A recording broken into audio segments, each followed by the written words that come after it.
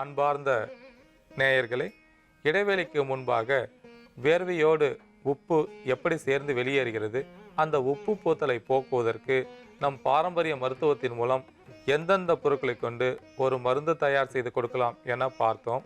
இப்பொழுது நாம் எடுத்து வைத்துள்ள பொருட்களை கொண்டு ஒரு தீநீர் தயார் செய்ய போகின்றோம். இந்த தீநீர் தயார் செய்வதற்கு நாம் எடுத்து வைத்துள்ள பொருட்களின் அளவுகளை பார்க்கலாம்.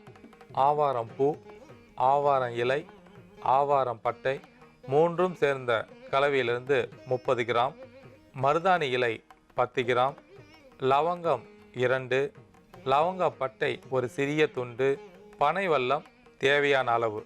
இந்த தீநீர் தயார் செய்வதற்கு முதலில் 200 மில்லி தண்ணீரை ஒரு பாத்திரத்தில் எடுத்து லேசாக சூடேற்றவும். தண்ணீர் இளஞ்சூடாக இருக்கும் சமயத்தில் ஆவாரம் பூ, ஆவாரம் இலை, ஆவாரம் பட்டை இவற்றை சேர்க்கவும்.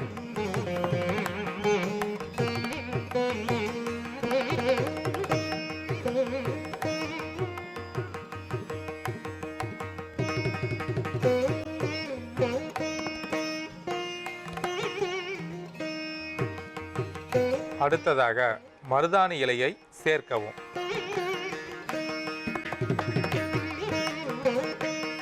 இப்பொழுது லவங்கத்தை சேர்க்கவும்.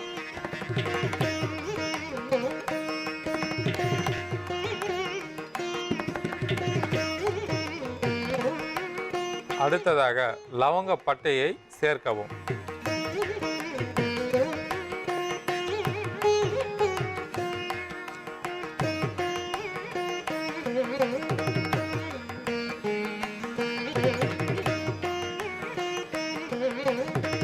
இப்பொழுது தேவையான அளவிற்கு பனை வெல்லம் சேர்க்கவும்.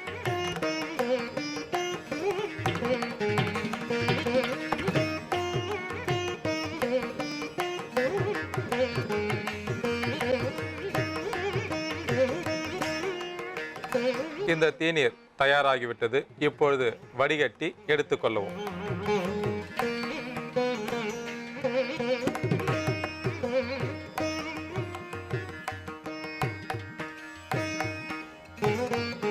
கோடை காலத்தில் உடலில் நடக்கக்கூடிய ரசாயன மாற்றங்களின் காரணமாக வியர்வை அதிகமாக வெளியேறும். ஒரு சிலரின் உடலில் உப்பு அதிகமாக இருக்கும்போது அந்த உப்பானது வியர்வை வழியாக வெளியேறி உடலின் தோல் பகுதியில் படிந்துவிடும். இந்த உப்பு அதிக அளவில் படியும் போது நமைச்சல், எரிச்சல், கட்டிகள் வருவதற்கு வாய்ப்புண்டு. அது மட்டுமல்லாமல் உப்புச்சத்து அதிகமாக இருந்தால் உடலில் பலவிதமான நோய் உபாதைகள் வருவதற்கு வாய்ப்புண்டு. கோடை காலத்தில் அதிக வியர்வை வெளியேறும்போது நீர்ச்சத்து குறைபாடு ஏற்படும். இதனால் மயக்கம் வருவதற்கு வாய்ப்புண்டு. இவற்றையெல்லாம் போக்குவதற்கு ஆவாரம் பூவானது சிறந்த முறையில் பயன்படக்கூடியவை. இரத்தத்தில் அதிகப்படியாக உள்ள உப்பை சமன் செய்வதற்கும் வியர்வை மூலமாக வெளியேறாமல் அன்பார்ந்த நேயர்களே, கோடை காலத்தில் பலவிதமான தோல் நோய்கள் வருவதற்கு வாய்ப்புண்டு. அவற்றில் தவளை சொரியும் ஒன்று.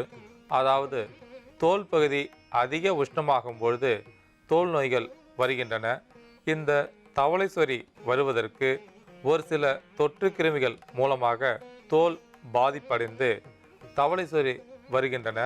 இந்த தவளை சொறியானது சிலருக்கு சிவந்த நிறத்தில் காணப்படும், சிலருக்கு நீல நிறத்தில் காணப்படும், சிலருக்கு சாம்பல் நிறத்தில் காணப்படும். இந்த தவளை சொறியானது அதிக அரிப்பு, நமைச்சல் போன்ற பல பாதிப்புகளை கொடுக்கக்கூடியது. ஒரு சிலருக்கு எந்த விதமான பாதிப்பும் கொடுக்காமல் அந்த சொறி மட்டும் அப்படியே இருக்கும். நம் உடலில் நோய் எதிர்ப்பு சக்தி குறைவாக இருக்கும் பொழுது இதுபோல தவளை சொறிகள் வருவதற்கு வாய்ப்புண்டு. அது மட்டுமல்லாமல் தோல் பகுதியில் எந்த இடத்தில் பலவீனமாக உள்ளதோ, ஆக்சிஜன் குறைவாக உள்ளதோ அந்த இடத்தில் இதுபோல தவளை சொறிகள் வருவதற்கு வாய்ப்புண்டு. இந்த தவளை சொறி வந்துவிட்டால் நம் வீட்டில் உள்ள எளிதில் கிடைக்கக்கூடிய பொருட்களை கொண்டு ஒரு மருந்து தயார் செய்து சாப்பிடும்போது உடலுக்கு தேவையான நோய் எதிர்ப்பு சக்தி கிடைக்கும். அதை போல தோல் பகுதிக்கு தேவையான ஆக்சிஜன் கிடைக்கும். தோலில் இருக்கக்கூடிய அந்த கிருமிகளை அழிக்கும். அது மட்டும் அல்லாமல் தவளை சொறியை படிப்படியாக குறைக்கும். இந்த மருந்து தயார் செய்வதற்கு நமக்கு தேவையான பொருட்கள் பரங்கிப்பட்டை பொடி, மருதம்பட்டை பொடி, நன்னாரி பொடி, பெருங்காயம், இந்துப்பு மற்றும் பசுமோர். பரங்கிப்பட்டை பொடியானது தோல் பகுதியில் ஏற்படக்கூடிய பல பாதிப்புகளை சரி செய்யக்கூடியது. அரிப்பு, நமைச்சல், கரப்பான், சொறி, சிரங்கு, தவளை சொறி போன்ற எந்த பாதிப்புகள் இருந்தாலும் அந்த பாதிப்பை சரி செய்வதற்கு பரங்கைப்பொடியில் உள்ள சத்துக்கள் அதிக அளவில் பயன்படக்கூடியவை. அதை போல மருதம்பட்டை பொடியானது தோல் நோயை போக்குவதற்கு சிறந்த முறையில் பயன்படுகிறது. மருதம்பட்டை பொடியானது தினசரி 1/4 தேக்கரண்டி அளவிற்கு சாப்பிட்டு கொண்டு வரும்போது தோலில் எந்த விதமான நோய் தாக்குதல் இருந்தாலும் அந்த நோயை குணப்படுத்தி ஒரு அழகான தோல் அமைப்பை பெற முடியும். அதை போல நன்னாரி பொடியானது உடலுக்கு தேவையான குளிர்ச்சியை கொடுக்கவும் ஹார்மோன் சுரப்பை சரி செய்வதற்கும் அதிக அளவில் பயன்படுகிறது. கோடை காலத்தில் உடல் அதிக உஷ்ணமாகும் போது தோல் பகுதியில் பாதிப்பு வருவதற்கு வாய்ப்புண்டு. அந்த உடல் உஷ்ணத்தை குறைப்பதற்கும் தோல் நோயை போக்குவதற்கும் நன்னாரி வேர் சிறந்த முறையில் பயன்படுகிறது. அதை போல பெருங்காயமானது இரத்தத்தில் உள்ள மாசுகளை வெளியேற்றுவதற்கும் பித்தத்தின் அளவை குறைப்பதற்கும் வயிற்றிலுள்ள வாயு கெட்ட கிருமிகளை வெளியேற்றுவதற்கும் அதிக அளவில் பெருங்காயம் பயன்படுகிறது. அதை போல இந்துப்பானது இந்த பொருட்களோடு சேரும்போது ஒரு மருந்தாக செயல்பட்டு உடலுக்கு தேவையான நோய் எதிர்ப்பு சக்தியை கொடுக்கவும் தோலுக்கு ஒரு பலத்தை கொடுப்பதற்கும் அதிக அளவில் பயன்படுகிறது. இந்த பொருட்களை எல்லாம் பசுமோரில் சேர்த்து சாப்பிடும்போது வயிற்றுப்புண், வயிற்று எரிச்சல், வயிற்று பூச்சிகள் இவற்றையெல்லாம் சரி செய்யக்கூடியது. அதை போல தோலுக்கு தேவையான குளிர்ச்சியை கொடுத்து தோல் பகுதியில் மேலே கண்ணுக்கு தெரியாமல் இருக்கக்கூடிய கிருமிகளை அழித்து தோலை பாதுகாப்பதற்கு பசுமோர் சிறந்த முறையில் பயன்படுகிறது. இந்த பொருட்களை கொண்டு இப்பொழுது ஒரு மருந்து தயார் செய்ய போகின்றோம். இந்த மருந்து தயார் செய்வதற்கு நாம் எடுத்து வைத்துள்ள பொருட்களின் அளவுகளை பார்க்கலாம். பரங்கிப்பட்டை பொடி 2 சிட்டிகை, மருதம்பட்டை பொடி 2 சிட்டிகை, நன்னாரி பொடி 2 சிட்டிகை, பெருங்காயம் 1 சிட்டிகை, இந்துப்பு தேவையான அளவு, பசுமோர் 100 மில்லி. இந்த பொருட்களை கொண்டு ஒரு மருந்து தயார் செய்ய போகின்றோம். இப்பொழுது இந்த மருந்து தயார் செய்வதற்கு முதலில் பசுமோரை எடுத்துக்கொள்ளவும்.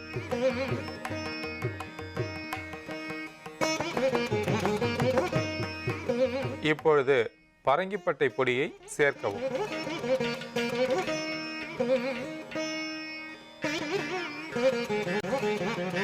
அடுத்ததாக மருதம்பட்டை பொடியை சேர்க்கவும்.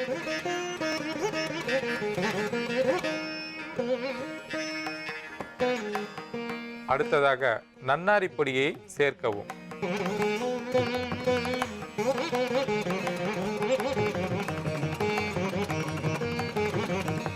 அடுத்ததாக பெருங்காயத்தை சேர்க்கவும்.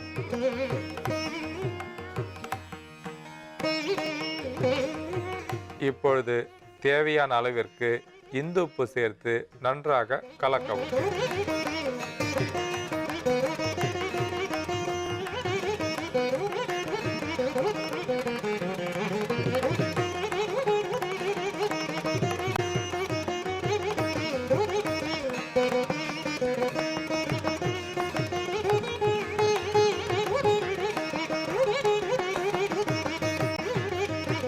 தோல் பகுதியில் எந்த பாதிப்பு இருந்தாலும் உடல் உஷ்ணம் அதிகமாக இருந்தாலும் அந்த பாதிப்புகளை இந்த மருந்தானது சரி செய்யக்கூடியது. கோடை காலத்தில் உடல் உஷ்ணம் அதிகமாக இருக்கும் பொழுதும் தோல் பகுதியில் ஏதேனும் அரிப்பு, நமைச்சல், தவளை சொறி போன்ற பாதிப்புகள் இருந்தாலும் அனைத்து விதமான பாதிப்புகளையும் இந்த மருந்தானது சரி செய்யக்கூடியது. தவளை சொறி நோய் வந்து பாதிப்புடையவர்கள் இந்த மருந்தை காலையில் 50 மில்லி அளவிற்கு தொடர்ந்து சாப்பிட்டு கொண்டு வரும்போது தோல் பகுதியில் ஏற்பட்டுள்ள அந்த தவளை சொறி படிப்படியாக குறையும்.